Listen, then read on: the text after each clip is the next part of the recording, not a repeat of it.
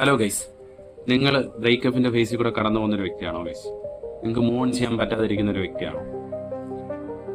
എങ്കിൽ നിങ്ങൾക്കുള്ളതായി വീഴി. ഈ ബ്രേക്കപ്പ് എന്ന് പറഞ്ഞാൽ കുറച്ച് പെയിൻഫുൾ ആയിട്ടൊരു സാധനമാണ്.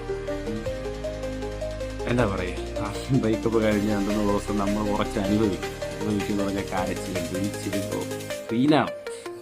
അതെല്ലാം കഴിഞ്ഞിട്ട് പിന്നെ കുറേ എന്താ പറയുക, നമുക്ക് മൂവ് ഓൺ ചെയ്യാൻ പറ്റാതെ നമ്മൾ സ്റ്റക്കായി പോയി എന്ന് നമുക്ക് തോന്നരുത്. നമുക്കൊന്നും ആഹാരം കഴിച്ചാൽ ഇറങ്ങത്തില്ല, വെള്ളം കുടിച്ചാൽ ഇറങ്ങത്തില്ല, ഉറക്കം വരത്തില്ല, അങ്ങനെ കുറേ ഇഷ്യൂസ് ഉണ്ട് ഇതിനകത്ത്.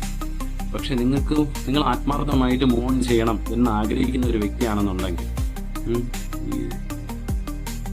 മൂവ് ഓൺ ചെയ്യണം എന്ന് ആഗ്രഹിക്കുന്ന വ്യക്തിയാണെന്നുണ്ടെങ്കിൽ ഒരിക്കലും നിങ്ങൾക്ക് ഈ മറന്നിട്ട് മുന്നോട്ട് പോകുക എന്ന് പറയുന്ന സാധനം നടക്കില്ല.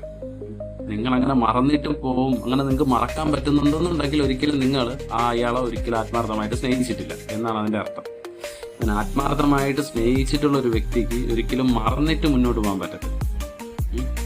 അതിന് പകരം നിങ്ങൾ ചെയ്യേണ്ട കാര്യം എന്ന് പറഞ്ഞു കഴിഞ്ഞാൽ ആ കറണ്ട് സിറ്റുവേഷൻ അക്സെപ്റ്റ് ചെയ്യുക. അയാൾ എൻ്റെ കൂടെ ഇല്ല, ഇന്നലെ വരെ എൻ്റെ കൂടെ ഉണ്ടായിരുന്ന വ്യക്തി ഇന്ന് എൻ്റെ കൂടെ ഇല്ല എന്നുള്ള കാര്യം നിങ്ങൾ അക്സെപ്റ്റ് ചെയ്യുക. നിങ്ങളത് അക്സെപ്റ്റ് ചെയ്തിട്ട് നിങ്ങൾ മുന്നോട്ട് പോകാൻ ശ്രമിക്കുക. അത് മാത്രമേ ഉള്ളൂ. ഇതിനകത്തൊരു പോംവഴി എന്ന് പറഞ്ഞു കഴിഞ്ഞാൽ അത് മാത്രമേ ഉള്ളൂ. പിന്നെ നിങ്ങൾ ചെയ്യുന്ന കാര്യങ്ങളിൽ നിങ്ങൾ എൻഗേജ്ഡ് ആവുക.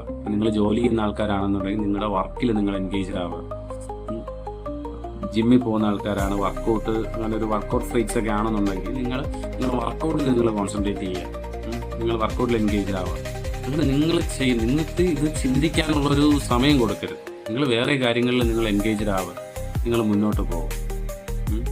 നിനക്ക് രക്ഷപ്പെടണം എന്നുണ്ടെങ്കിൽ മാത്രം ഇതൊക്കെ ചെയ്താൽ മതി. Okay, by.